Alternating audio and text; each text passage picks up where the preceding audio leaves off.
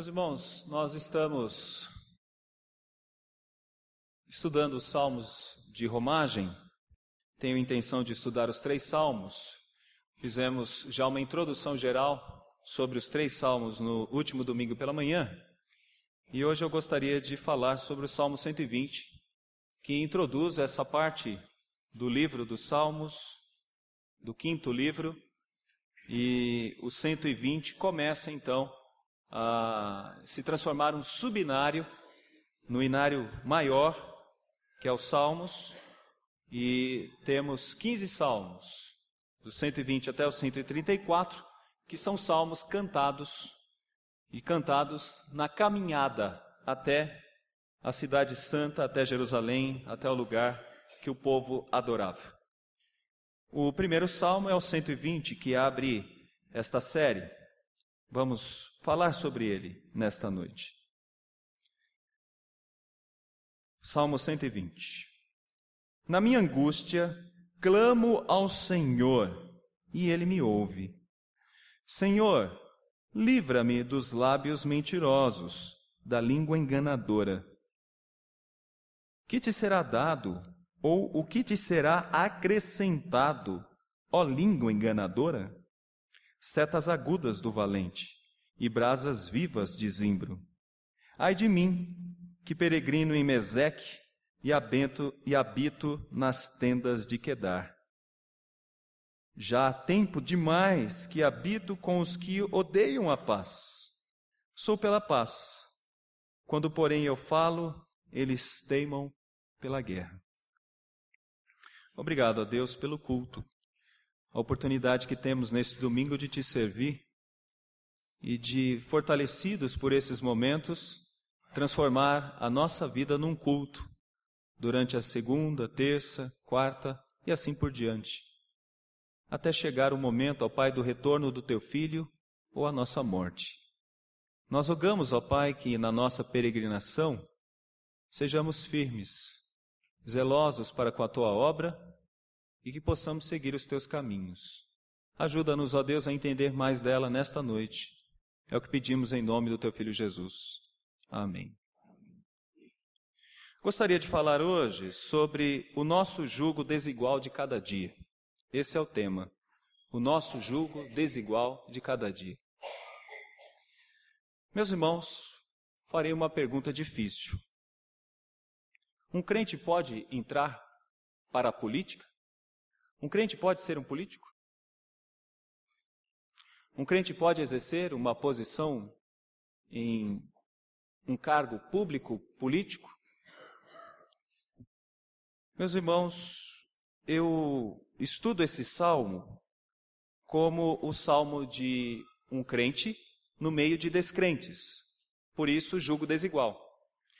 Geralmente a gente pensa que jugo desigual é só quando namoramos uma pessoa que não é da igreja, um menino que namora uma menina que não é da igreja, ou uma moça da igreja que namora alguém que não é da igreja. A gente pensa que é só aí que temos o jugo desigual. Não.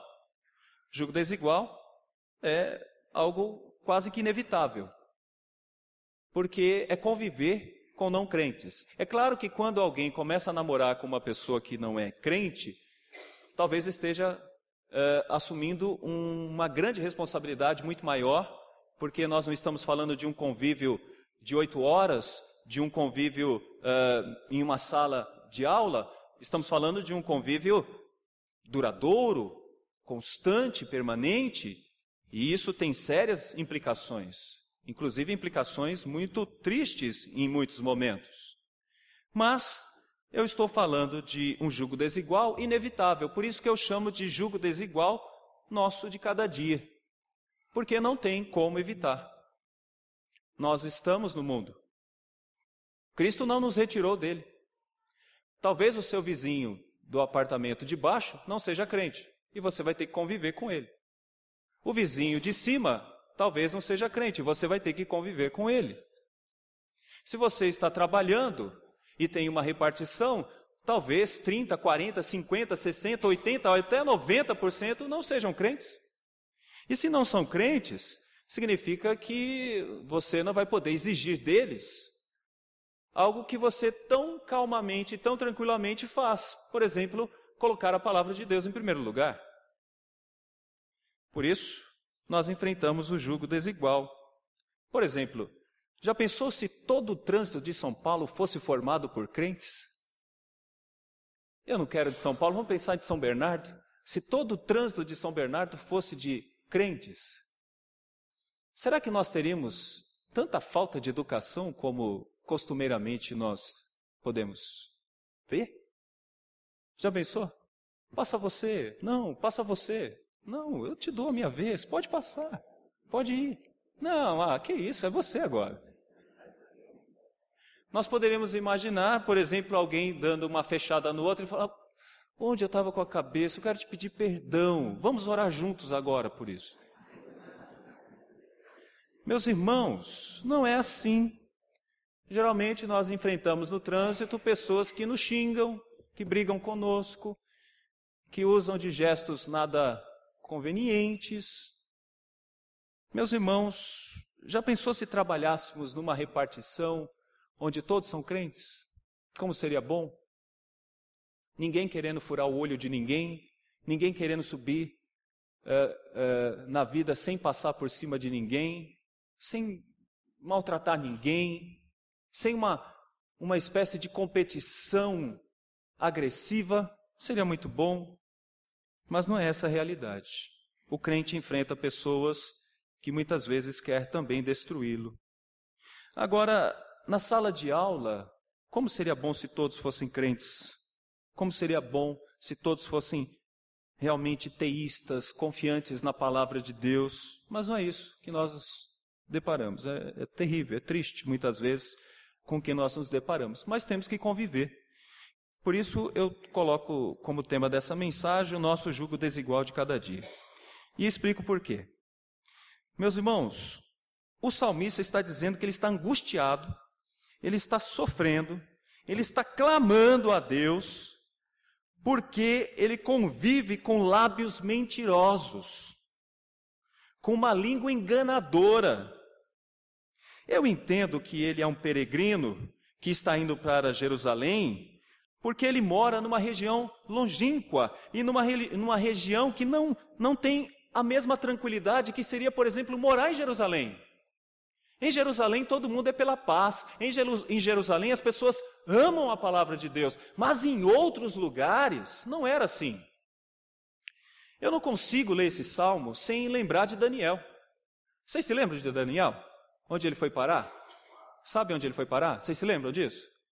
Na Babilônia. Sabe o que existia na Babilônia? Um povo que não temia Deus. E sabe o que acontecia na Babilônia? O culto era para um panteão de vários deuses.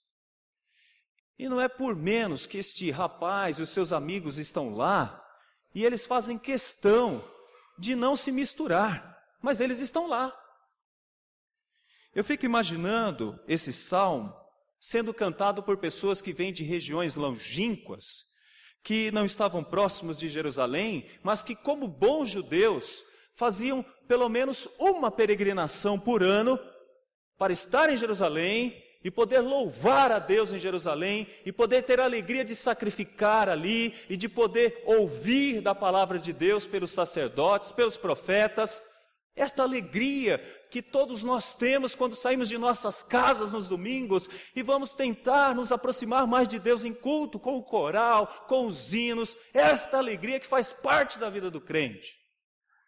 Meus irmãos, eu imagino esse homem indo, mas ao mesmo tempo lembrando de onde ele estava, ou em que lugar ele estava. Meus irmãos, é um lugar onde as pessoas estão distantes. Ele fala no verso 5, ai de mim que peregrino em Meseque e habito nas tendas de Quedar. Talvez seja uma hipérbole, ele está usando esses termos para dizer que são lugares longínquos, extremamente longínquos de Jerusalém, mas eu entendo mais do que isso. Na minha compreensão, eu acho que o autor está trabalhando uma outra questão. Ele está dizendo o seguinte: eu habito no meio de pessoas que não servem a Deus, eu habito no meio de pessoas que não amam a Deus, eu habito no meio de pessoas que não se preocupam com a vontade de Deus. E por isso esse lugar é difícil, porque essas pessoas querem o meu mal. Essas pessoas me veem como inimigo, pela forma como eu vivo. Essas pessoas me veem como um adversário, pela maneira como eu me coloco. Meus irmãos, o crente geralmente é reconhecido por incomodar. É isso que acontece com o crente. Um crente, ele chama a atenção por incomodar, por não agir como todo mundo age, por não fazer o que todo mundo faz.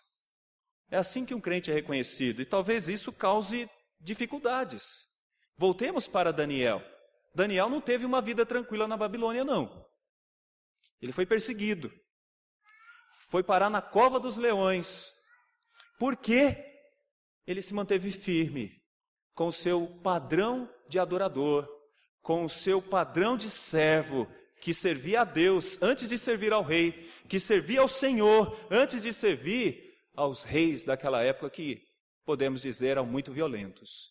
Talvez o povo também assim o era, muito violento. Sabemos que muitos queriam a morte dele. Meus irmãos, esse aqui é o quadro, ao meu ver, do Salmo 120.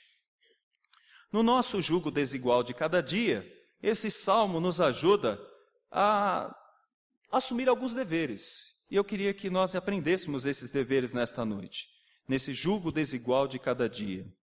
O primeiro dever é que devemos buscar a companhia de Deus. Porque quando a gente vive no meio de companhias tão ruins e de pessoas que não amam a Deus e que muitas vezes caminham pelas trilhas do mal, e quando muitas vezes essas pessoas fazem injustiça, e essas injustiças nos atingem, eu creio que a melhor coisa é que a gente possa entender a melhor das companhias que vai conosco. Vai conosco a companhia do Senhor. E é por isso que esse salmo começa: na minha angústia clamo ao Senhor e Ele me ouve. Se os outros não querem me ouvir, se os outros não querem entender como eu vivo, não querem entender como eu sou, eu tenho certeza de que Deus sabe e de que Deus conhece os meus caminhos e que Deus sabe como eu sou. E eu posso buscá-lo quando muitas vezes eu sou injustiçado. Eu posso buscá-lo quando lábios mentirosos vêm contra mim. Meus irmãos, essa expressão mentirosos aqui, a raiz no hebraico, é de aqueles que, se podemos dizer, andam pelos deuses. Porque os deuses são mentirosos, os ídolos eram mentirosos. E podemos dizer que, diferente dessas pessoas, este salmista, ele tinha um Deus verdadeiro que poderia buscar e que com certeza esse Deus verdadeiro o ouve. Essa é a beleza desse salmo. Ele não fala com dúvida, percebam isso. Vamos ler juntos? Verso 1: na minha angústia clamo ao Senhor e Ele me ouve. Não é como Deus de mentira, é um Deus de verdade, que eu posso buscá-lo quando eu talvez não tenha companhia, quando eu não tenho ninguém para me ajudar, quando eu não tenho ninguém para me dar um ombro. Ele está lá, Ele está presente. Esse é um dever do crente. Porque por mais que haja uma multidão que não aceite a nossa maneira de ser e a nossa maneira de viver, o crente deve ter a preocupação de buscar a companhia de Deus, porque Ele nos ouve. E mais, Ele nos livra. É Deus quem nos ouve e é Deus quem nos livra. Se você chegou aonde chegou, trabalhando nesse mercado de trabalho tão inóspito, é porque Deus te livrou. Se você tem a aposentadoria que você tem, meu irmão e minha irmã, saiba que você passou por tanta coisa, talvez na mão de tanta gente que queria o teu mal, talvez por causa da sua fé, e você chegou onde chegou porque Deus te ouviu e Deus te livrou. Então diga: louvado seja o meu Deus por onde eu cheguei, até onde eu cheguei, e eu agradeço a Ele por toda a vitória que Ele me concedeu, por estar onde eu estou. Se o seu casamento sobreviveu a tantas coisas, saiba porque Deus te ouviu e Deus te livrou. Esta é a função principal. Devemos buscar a companhia de Deus num mundo tão inóspito, que diz que o divórcio é o melhor caminho, que os terapeutas ensinam como adulterar, por exemplo, tantas coisas erradas, o mal. E, meus irmãos, aqui está uma lição interessante no nosso jugo desigual de cada dia. Buscar a companhia de Deus. Buscar constantemente. Clamar. Me livra! Me ajuda! Socorre-me! Estão querendo me devorar. Estão querendo acabar comigo. Me criticam, querem o meu mal. Meus irmãos, esta é a primeira lição. Vou para a segunda lição. Esperar na justiça de Deus. Sabe por quê? Porque na maioria das vezes a injustiça é que impera, e não a justiça. Quem faz o correto e paga os seus impostos, parece que é o vilão. E quem faz o errado, defrauda, enrola, parece que esse é o esperto e é o melhor. O texto coloca isso para nós quando diz da seguinte forma, verso 3, que te será dado, ou que te será acrescentado, ó língua enganadora? O verso 4 responde, setas agudas do valente e brasas vivas de zimbro. Brasas, meus irmãos, vivas de zimbro, tem uma ligação importante com o julgamento de Deus. E esse julgamento de Deus a gente pode ver em alguns salmos específicos, como por exemplo o Salmo 140, no verso 10. É a forma como Deus julga o ímpio. Caiam sobre eles brasas vivas, sejam atirados ao fogo, lançados em abismos, para que não mais se levantem. O que o autor está dizendo é que ele deixa na mão de Deus. Ele deixa que o próprio Deus possa fazer o julgamento. Meus irmãos, é triste quando alguém perde o emprego porque uma pessoa o acusa de algo que ele não fez. É triste quando alguém diz que o outro falou o que ele não falou. E isso talvez traga graves consequências, tristes consequências para a vida profissional ou talvez para a vida familiar de uma pessoa. Porque nesse mundo onde temos o jugo desigual, é muito tranquilo que isso aconteça. É ruim, mas é de fato uma rotina isso acontecer. Mas o autor está dizendo aqui que nós devemos esperar na justiça de Deus. É a oração dele. Que te será dado, ou que te será acrescentado, ó língua enganadora? Ele está seguindo o mesmo caminho do Salmo 73. Aqueles que andam desonrando e fazendo o que é mal, Deus os julgará. Deus é quem julga. E muitas vezes nós ficamos tão revoltados e queremos fazer justiça com as próprias mãos. Deixe de ser besta. Pare com isso. Deixa nas mãos de Deus. A Ele pertence a justiça. Coloque e confie nele. É Ele que vai dar a resposta. Quando nós convivemos com sócios ou talvez com pessoas que são desonestas, muitas vezes somos tentados a agir com a própria força.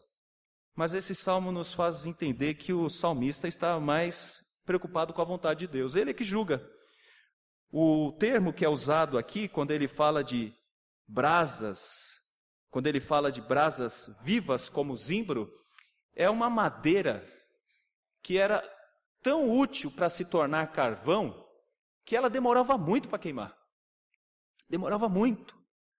E a temperatura dela esquentava os ambientes, esquentava qualquer coisa. Ou seja, era eficaz.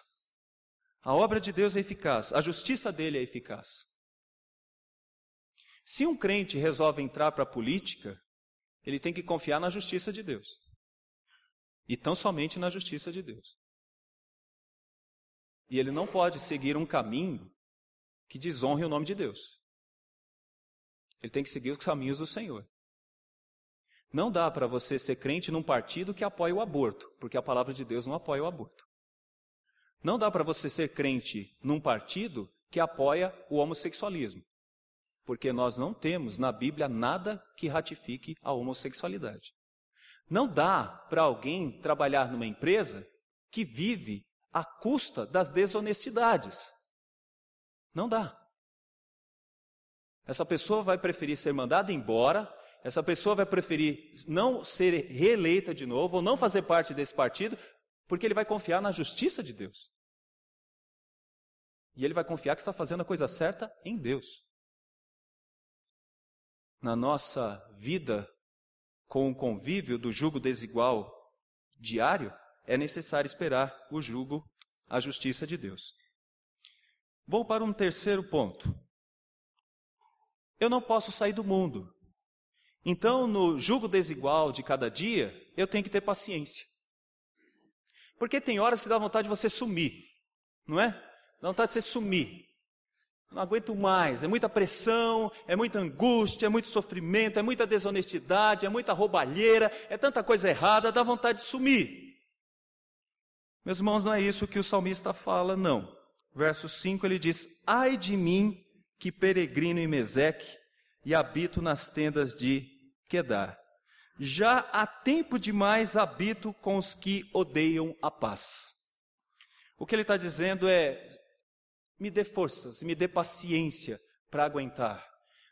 O ai de mim significa: Senhor, cuida de mim, me ajuda para ter forças e continuar convivendo com estas coisas, mas não sendo conivente com estas coisas. Esse é o todo problema. Porque um crente, ele pode ser tentado a se tornar conivente. Mesmo ele convivendo com isso, ele não pode ser conivente. Todo mundo mente aqui nessa empresa, porque senão não sobrevive. Então eu não vou poder trabalhar aqui. Você vai fazer o quê? Vai ficar desempregado? Deus proverá. Eu não posso, aqui nessa empresa, falar palavrão é uma coisa muito comum. Falar palavrão é uma das formas de alcançar respeito. Que pena eu não vou ser respeitado nessa empresa, porque eu não falo palavrão. Não, bom, eu tô fora já. Estou até vendo como é que vai ser.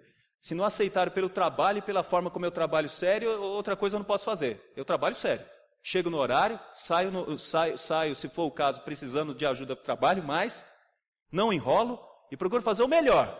Esse é o meu estilo de trabalho. Agora, falar palavrão não é comigo. Senhor, me dá paciência para conviver com essas coisas. É isso que o salmista está dizendo. No jugo desigual nosso de cada dia, é necessário ter paciência para conviver com o ímpio, para conviver com quem não teme a Deus. Não adianta tão somente querer sumir. Algumas pessoas falam: eu queria trabalhar na igreja ia ser maravilhoso, porque na igreja não tem esses problemas. Gente, sal é para salgar e luz é para brilhar, não é para viver na igreja. Igreja é um tempo, nós nos reabastecemos da palavra de Deus e a coisa acontece lá fora. Mas esse governo é corrupto. Então, é você sendo justo e fiel e verdadeiro que você pode mostrar para esse governo que tem uma outra maneira de viver. Mas uma andorinha só não faz verão. E daí? Não é uma questão de andorinha nesse caso. Não são pássaros, que nós não estamos falando de passarinhos. Nós estamos falando de testemunho. Testemunho de vida de crente. Por isso tem que ter paciência. Aguentar. Chegar chorando em casa, talvez triste, abatido por algo que ouviu. Mas tem que ter paciência. Não é desistir. É continuar. Se vai me mandar embora, manda. Mas uma coisa é certa, eu não vou tirar aquilo que eu sou. Eu sou o que eu sou, segundo a palavra de Deus. A última lição que eu quero passar para os irmãos é: devo desejar a paz. Por mais que alguém me faça o mal, eu não posso, meus irmãos, de maneira alguma desejar: Senhor, seria tão bom que ele morresse. Seria tão bom se ela sumisse da minha vida. Seria tão bom se acabasse. Né?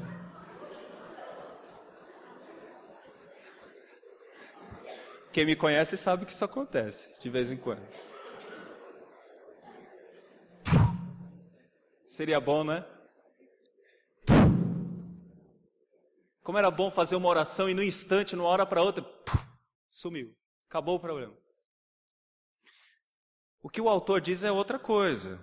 Olha o que ele diz: sou pela paz. Quando, porém, eu falo, eles teimam pela guerra. Eu sou pela paz. Eu quero viver bem com todo mundo.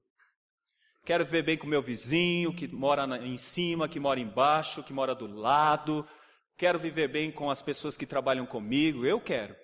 Mas eu não vou negociar o que eu sou segundo a palavra de Deus, de forma alguma.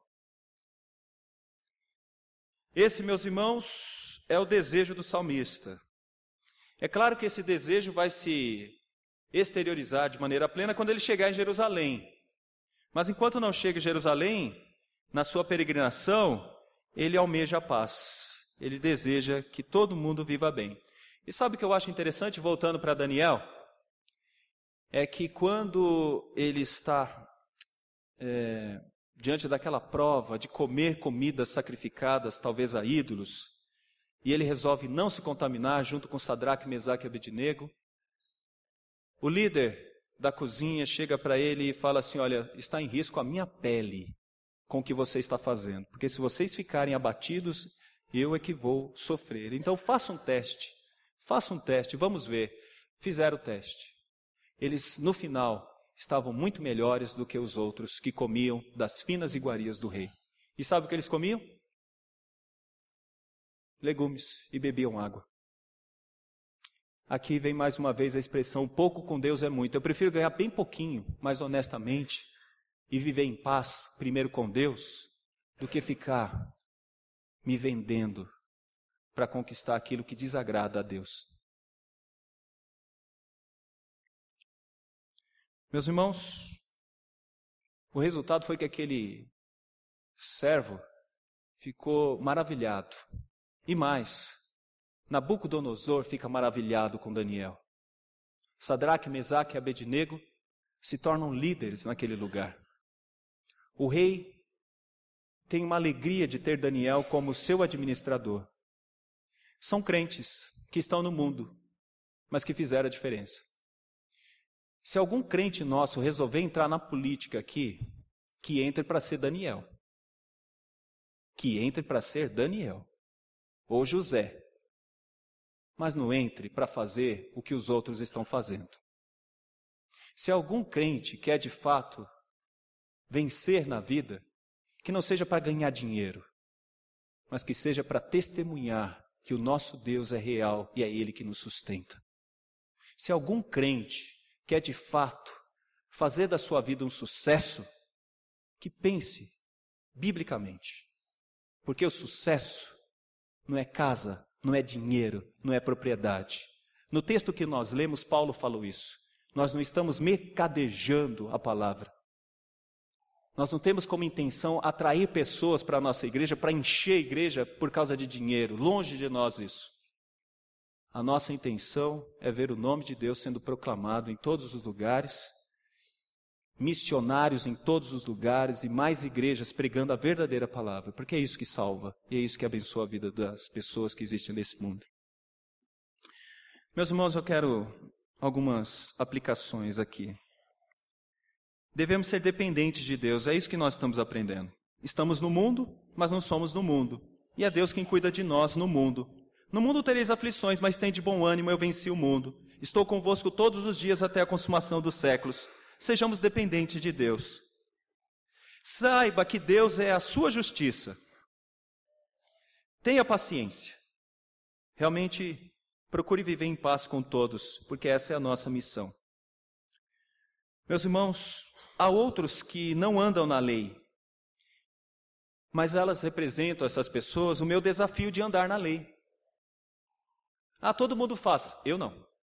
Eu faço o que a palavra de Deus diz. Os outros que não andam na lei me possibilitam viver como Cristo, que muito sofreu para fazer a vontade de Deus. E, aliás, essa é uma das lições desse salmo. Provavelmente ele está se referindo a Cristo, que durante o seu ministério foi muito perseguido pelos judeus, que tanto falavam contra ele.